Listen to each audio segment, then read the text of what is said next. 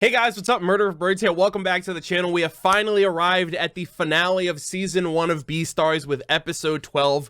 And before I jump into anything, I just want to say thank you guys all so much for the support of these videos on YouTube, on Patreon, whenever you guys have discovered this, even if it's long after the fact. This is a show that has been kind of through the weeds with me of picking it up and putting it down and picking it back up. But for the most part, I've always enjoyed talking about the show, breaking it down, and just getting back into the flow of anime content. For those who don't know, I started my channel in 2013 and the foundations of my channel were anime, manga, and video games.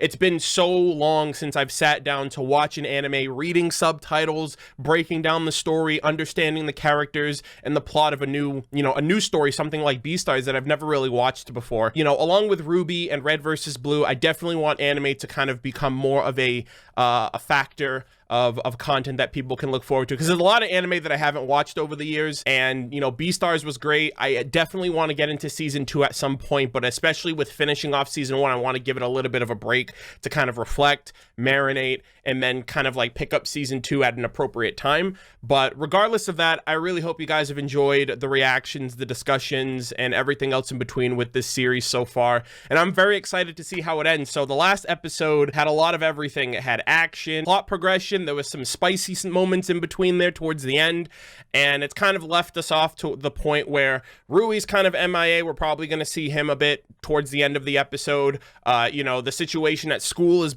kind of probably going to end up building up some drama and some rumors between Legacy and Haru with the classmates and the students going into the Meteor Festival, which is the next day, which I assume is this episode, following the night that Legacy and Haru spend at the Love Hotel or whatever. And so I'm just kind of curious how they're going to leave off season 1, how they're going to put a pin in these 12 episodes to kind of pick it back up with season 2. I don't really know if it's going to leave off on a cliffhanger and then we have to wait to season 2 to find out what happens, or if it's just going to be a natural, hey, this is the end of the semester, this is the end of the school function with the Meteor Festival, and all the characters have their feelings kind of quelled and put to rest. I also don't know what's going to happen with Legacy in particular, because I know Juno's probably going to be gunning for Haru. Rui might be gunning for Legacy, or whatever the case might be, but there just seems to be some I'm wondering how they're going to tie up all these loose ends to kind of pick it back up in season 2, or if we're just going to be left in the middle of whatever conflict or whatever situations we have. But regardless of the fact, I'm very much excited. I hope we get to see Goheen again, the panda guy. He's probably one of my favorite. He's definitely one of my favorite side characters, with the exception of like the 3 being Legacy, Rui, and Haru. But yeah, overall, I really, really want to just get into this episode. So thank you guys all so much for the support of Beastars season 1. As always, leave your thoughts in the comment section down below. Let me know if there's any other anime series that you want me to check out along with season 2 in the foreseeable future. And without further ado, let us get into it. All right, guys, so we're jumping into Beastars season 1, episode 12, the season finale. I also just listened maybe for the last time to Wildside, the Beastars intro. Obviously, I skip it for obviously copyright issues. Some anime do this and some anime don't, but I'm actually really hoping that they keep the same song, but they change like the visual appeal of the intro for season 2. I know some other anime do that, like Hunter x Hunter, one of my favorite anime of all time. Hunter x Hunter keeps the same intro. The music, at least, it's either the first half of the intro or the second half of the intro music, but the visuals are always different. So yeah, it's just gonna be weird watching Beastars for season 2 if Wildside isn't the same intro, because this intro is such a bop, at least the music, and the visual is nice too, but obviously with season 2 I expect the visuals to be different. Anyways, Beastars season 1, episode 12, In the Storm's Wake. We're gonna be starting this in 3, 2, 1, now. Here we go. Oh, okay, so immediate, so this is, okay, so it looks like a super cut of the last episode. Damn, he actually, my boy can't catch a break. The rabbit's gene is blaming her. Loving each other is a terrible mistake. Oh my god, literally right after. This is awkward. Damn. Kind of hard to do this if you're gonna, it looks like you're about to eat me. Oh, yeah, this is awkward now. Now it's just like, I don't know.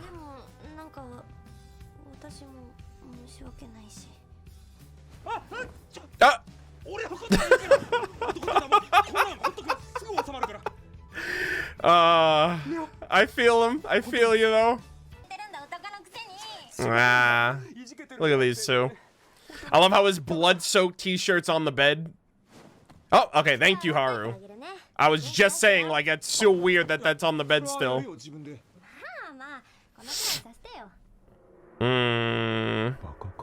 Ah, come on, man. It's okay. It's okay.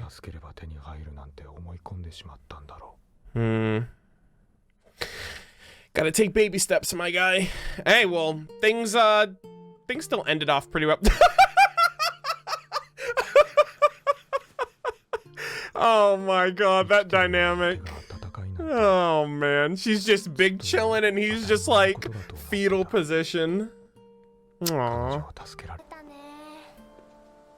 Are you both, they're just gonna walk into campus like that? Got to tell you something important. Thank you for saving me? Yeah! The most important thing of all. It's like, I appreciate that. Aw, this is so wholesome. I feel like this wholesomeness isn't gonna last. Yeah.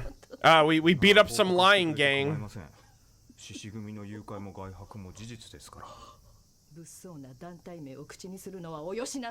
I mean, it's true. Why is everyone trying to cover up this shit? This school is... Y'all motherfuckers had a student die here. This school is not so... Oh... I called it! Juno of all people. Fuck. Yeah, she already knows what's up. She's trying to console him. I mean, yeah. You're big and strong and can handle your own. There you go, the strength of the wolves. Okay, Juno, relax. You're coming on a little too strong.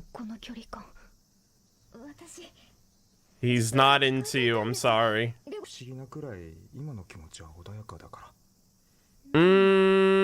I hope she doesn't... yeah, this chick's gonna be batshit crazy now. It's on. She stole my man. How? I'm not gonna let this happen. Oh, great. Right fucking there, too.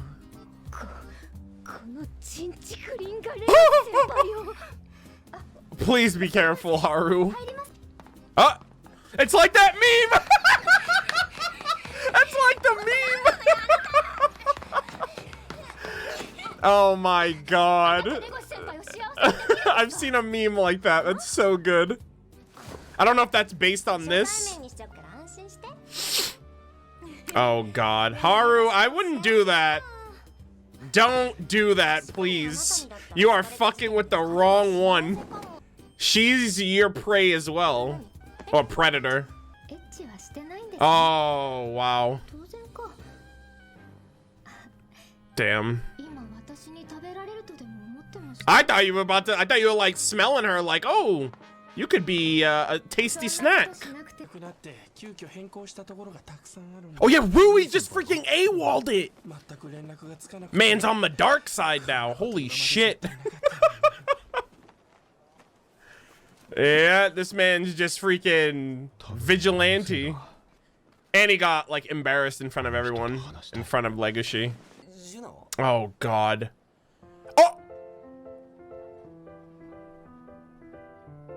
Oh, Legacy, keep it together, dude. You got this. Don't give in. Aww. When are we gonna get back to Tem's freaking murder? I can't believe they showed his ID like that. Holy shit, she looks good.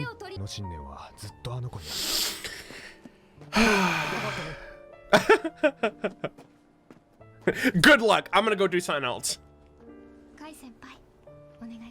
Oh? Nani? Alright, Juno, I see you. I don't know, though, like, you got ulterior motives over here. I know. Leave my boy Legacy alone. maybe Haru's gonna awaken something in her right now. Like, she's just looking at her like, Maybe I do attract wolves for a certain reason. Oh, come on. You can be anything you want, Haru, even if you're a herbivore. Oh, shit. Oh, my God. She just admitted to herself, and he's looking for her, too. Just call out to her. Call out to her. Haru, where you at?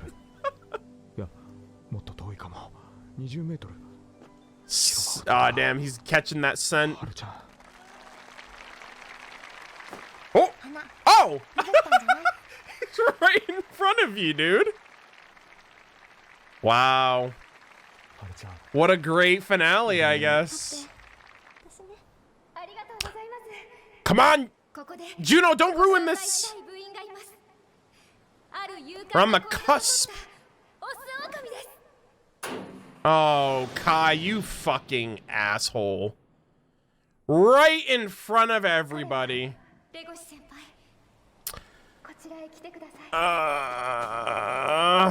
Come on, guys. Leave the man alone. They just had a tender moment. I guess they're gonna hold out on this confession of love from these two. Oh. What are you doing?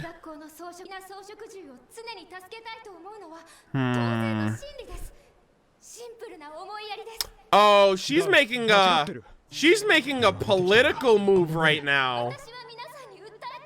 This is like for her Beastars fucking gains. Oh no.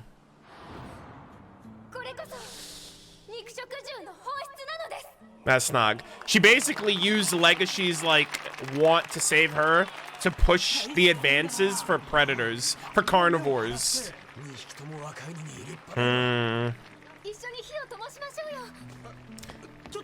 Juno, this is awkward. It's like, can you not? I'm getting annoyed for him. Nah, I don't know. This is your crusade, lady. Don't be dragging Legacy into it. Yeah, she's something else, I'll tell you. No, Haru. God damn it, they were this close! Nah. Looks can be deceiving.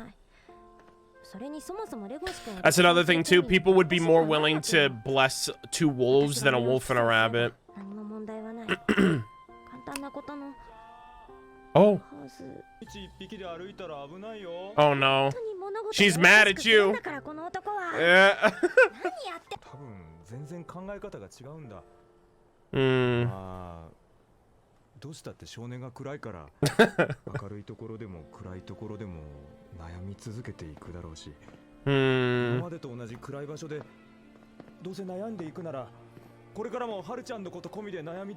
Hey, yo, he's bringing it, like, look at her. She's breaking down. Look at these two. They're so wholesome.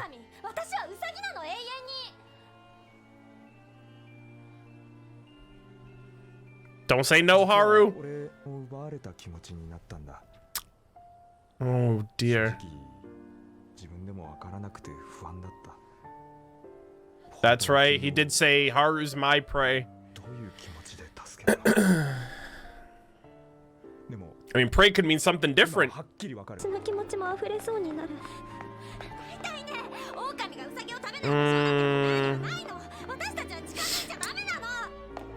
Nah, this is good. Sheesh! I hope nothing bad's about to happen, like... Please make sure you know where you're running. Okay, alright, we're good. I was getting a little nervous there with the slow motion. Because I love you. My boy! Look at him! Standing tall and proud and confident. God, he's so different from the first episode. God, I love this. Damn.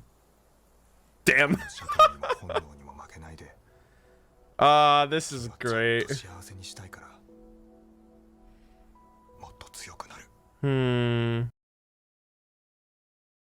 God, this is a nice shot. I'll be waiting for you. Oh! Oh my God. So they're not official. It's like, yo, I got some leveling up to do. Your boys got some leveling up to do. And in the meantime, just, you know, hold on.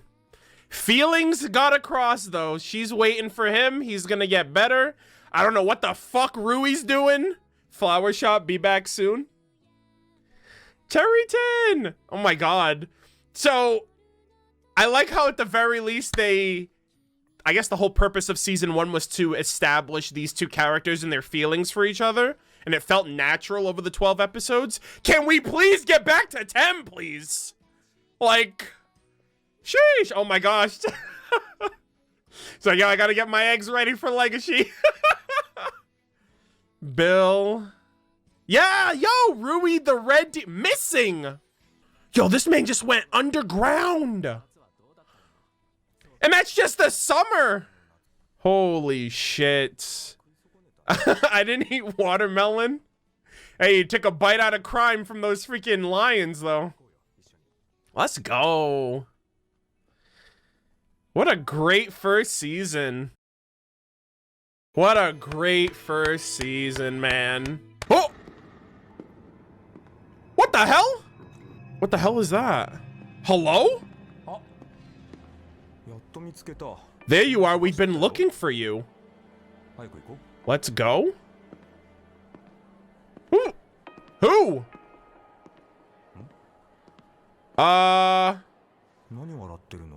What's funny? See you second season. Was that the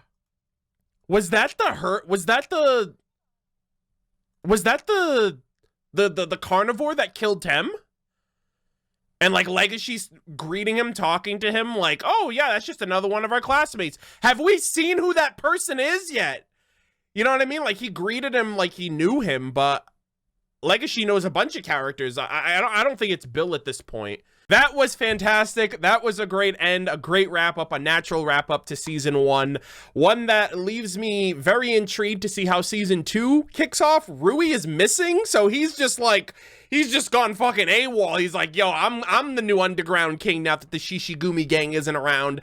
I don't know if he's gonna repurpose that tower for his own little like underground you know, society, his underground function or whatever, but the fact that he's like straight up missing from the school now after he just capped off that gang leader, and I don't know what the hell that's going to entail for him. The end credit scene for this, more than anything, is so fascinating because you know, during the second half where we got like the little you know, the ID card signifying the halfway point of the episode, it showed Tem's ID, and I was like, can we get back to his murder? It's so ridiculous how his death was never like we never found out who did it, why they did it, brought them to justice.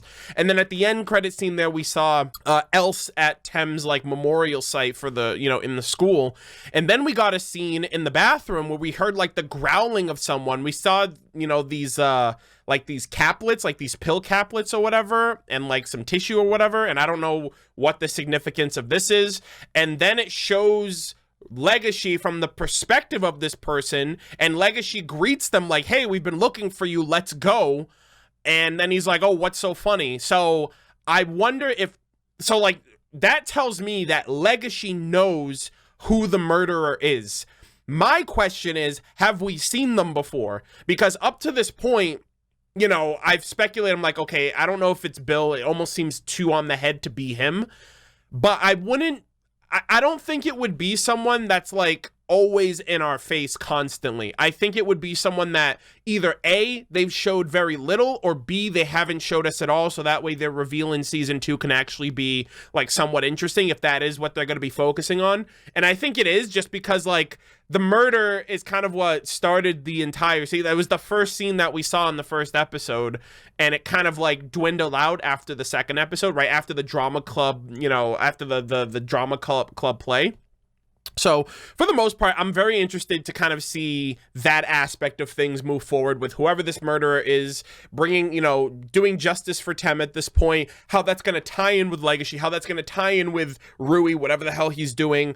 But the episode overall was just very well paced, I would say.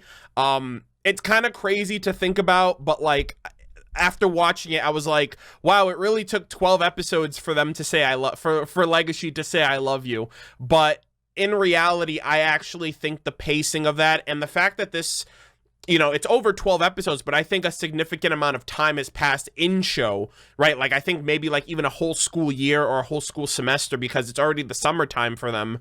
And, you know, to me, I just feel like it seems incredibly natural that they just didn't jump into it with Legacy having these automatically figured out feelings. There's been a lot of complications. There's been a lot of hesitation. There's been a lot of self-doubt and anxiety and worry and fear of, you know, these two people who are, you know, by society standards and by their own instinctual standards, not meant to be together. A wolf and a rabbit happen to find each other in a very interesting situation and have fallen in love with each other, and they're trying to figure it out. And I honestly, you know, when I first started watching the show, I watched it initially because my girlfriend recommended it. She ended up really enjoying it, and she told me that it's something that, you know, we could talk about, and it would be something nice for both of us to kind of bond over or talk about in general, or have some, you know, more common interests. And, you know, initially I was like, oh, okay, so this is kind of like, you know, when I first heard about Beastars, I heard about it from the perspective like, oh, it's, you know, it's a show for furries or whatever, you know, just kind of like a throwaway comment of like boiling it down to that. But I think this show tackles romance way better than any show with actual people in it, be it, you know, animation or like live action. A lot of the feelings that are reflected with Legacy, and especially someone like Haru, are very relatable, I think, to a degree. You know, they're in a high school setting, so that kind of environment offers a lot of peer pressure and just the pressure of sex life and just trying to figure out who you are as a person, your hormones, your interest in other people intimately.